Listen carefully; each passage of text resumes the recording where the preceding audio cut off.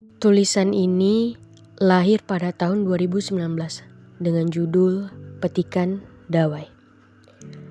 Yang berdenting itu adalah dawai, yang berdesir itu adalah perasaan.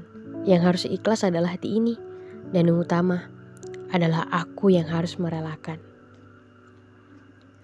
Andai saja mereka tidak bertemu pada waktu yang teramat salah, ini hati mengapa mudah sekali jatuh pada dia yang padahal sudah sama-sama siap menyambut hati.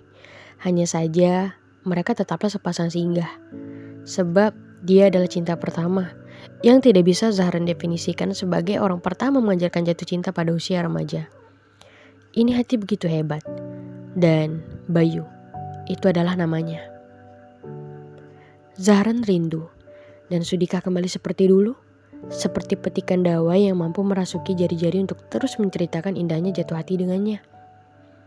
Mereka sama-sama sepasang jari yang senang mengitari antara dawai dan kertas. Mereka sepasang kekasih yang punya perasaan di hati. Tapi harus berpisah karena ini sangat tidak berarti jika tidak ada sebuah kata pasti. Zahran adalah seorang perempuan yang berusia lebih tua 2 tahun dari Bayu. Malam itu angin semilir benar-benar membuat sendu seakan maksa untuk merangkai kata-kata pilu. Anehnya, jari-jari akan indah berlenggok di atas kertas putih jika ditemani petikan dawai. Di sebuah media sosial, Zahran menemukan Bayu dengan beberapa kiriman petikan dawai yang ia miliki. Perlahan mulai tertarik dari petikan yang sederhana, dari melodi yang turut beriringan dengan perasaan di hati. Zahran. Hai, aku boleh dong request lagu Judika, judulnya Jikalau Kau Cinta.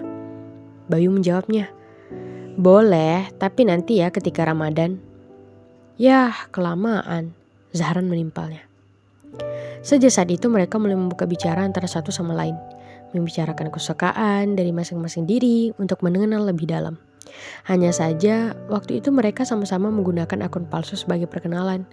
Bayu waktu itu mencoba meyakinkan bahwa dia bisa membantu proses menulis dengan petikan dawai kalau saja Zahran butuh. Hampir 3 hari lamanya. Proses perkenalan mereka yang tidak tahu atau bahkan tidak mau menunjukkan identitas asli diri. Sore sesudah sholat asar, Bayu mengirimkan sebuah pesan melalui Instagram dan mengajak Zahran untuk video call. Sedangkan waktu itu Zahran masih malu untuk mengiyakan ajakannya. Sebab sejatinya fitrah perempuan adalah pemalu. Tapi tetap saja Bayu mencoba untuk merayu sampai akhirnya mau. Ketika panggilan masuk, Zahran menerima dan kembali berulah dengan menutup kamera karena masih malu. Sementara Bayu menunjukkan bagian atas kepala, katanya juga sama, ia masih malu.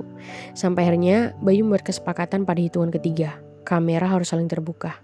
1, 2, 3.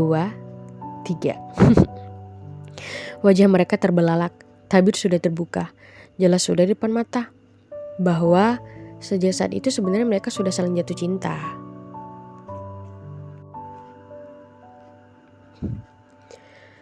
Ada getaran sungguh hebat dan berdesir begitu cepat. Ada yang merona di balik kulit putih yang sama mereka punya. Di atas pipi sumringah dengan rona yang tidak bisa mereka sembunyikan. Bayu diam 1000 bahasa sekalipun. Zahran kebingungan tanpa kejelasan. Zahran, kenapa kamu diam? Tutup mulut ketawa-ketawa dan senyum gitu. Aku jelek ya? Tanya Zahran waktu itu dengan sangat takut. Sebab hampir 5 menitan mereka diam hanya memandang wajah satu sama lain. Lagi dan lagi, Bayu hanya tertawa seakan ada yang lucu di wajah ini. Kemudian dia bergegas untuk berdiri. Bayu kemudian menjawab, aku gak tahu mau ngomong apa. Aku seneng banget. Kenapa gak dari awal sih? Kamu lucu dan perempuan secantik kamu gak boleh dianggurin. Aku ambil gitar dulu ya. Aku menyanyi ini buat kamu. Bayu mulai memantik dawainya dengan lihai. Separuh langkahku saat ini.